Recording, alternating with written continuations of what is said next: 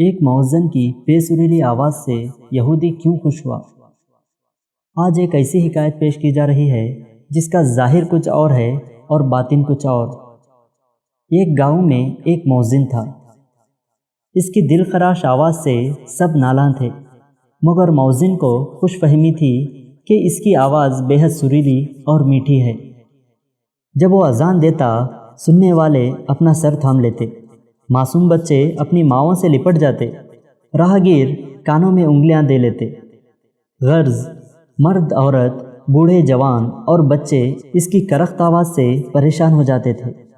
اہل محلہ نے بارہا اسے نرمی سے سمجھایا کہ تیری آواز اس قابل نہیں کہ تو اذان دے، ایسی بھیانک آواز سے اذان دینا شریعت میں منع کیا گیا ہے۔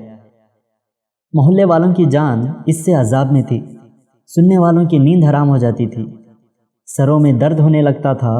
آخر تنگ آ کر سب نے صلاح و مشورہ کیا کہ کسی طریقے سے اسے مسجد سے فارغ کرنا چاہیے۔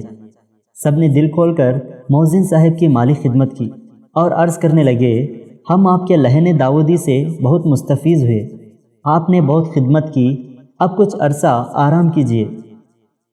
ایک قافلہ مکہ معظمہ جا رہا تھا۔ مؤذن صاحب حج کی سعادت حاصل کرنے کے لیے اس قافلے میں شامل ہو گئے۔ سفر کی پہلی منزل میں قافلہ ایک ایسی بستی کے قریب جا کر رکا جس میں زیادہ آبادی کافروں کی تھی۔ عشاء کی نماز کا وقت ہوا تو اس مؤذن نے اللہ کا نام لے کر اذان دینی شروع کر دی۔ آواز ایسی کرخت نکالی کہ قبروں سے مردے بھی اٹھ کھڑے ہوئے۔ قافلے والے ڈرنے لگے کہ کہیں کوئی فتنہ نہ برپا ہو جائے۔ تھوڑی دیر بعد ایک کافر ہاتھ میں شمع لیے مٹھائی اور قیمتی جوڑا کپڑوں کا لے کر آیا اور قافلے کے اندر آتے ہی پوچھنے لگا، وہ مؤذن کہاں ہے جس کی آواز سے ہمیں حیات نو ملی؟ قافلے والوں کو اس کی یہ بات سن کر حیرت ہوئی۔ کافر مسکرا کر کہنے لگا، میں شکریہ ادا کرنے حاضر ہوا ہوں۔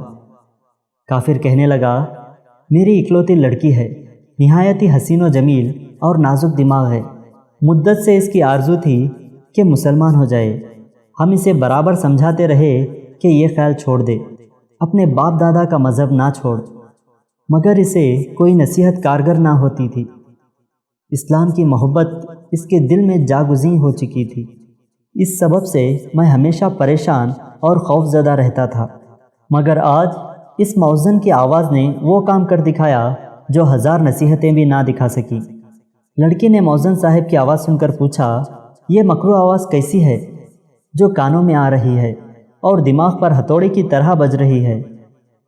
اس کی ماں نے جواب دیا، یہ اذان کی آواز ہے، مسلمانوں میں نماز کی اطلاع دینے کا یہی طریقہ مقرر ہے۔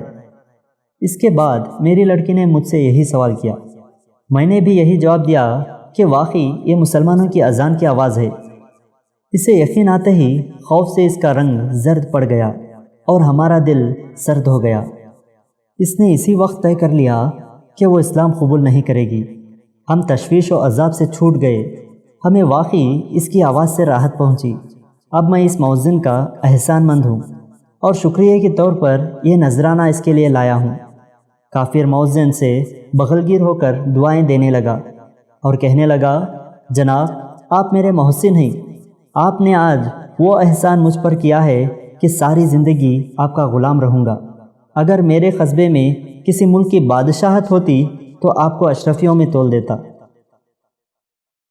سبق: یہاں اس واقعے کے ذریعے مولانا جلال الدین رومی رحمۃ اللہ علیہ ہمیں بتانا چاہ رہے ہیں کہ آواز حق بلند کرنا یعنی تبلیغ دین کے لیے بھی مناسب لوگوں کا انتخاب ہونا چاہیے۔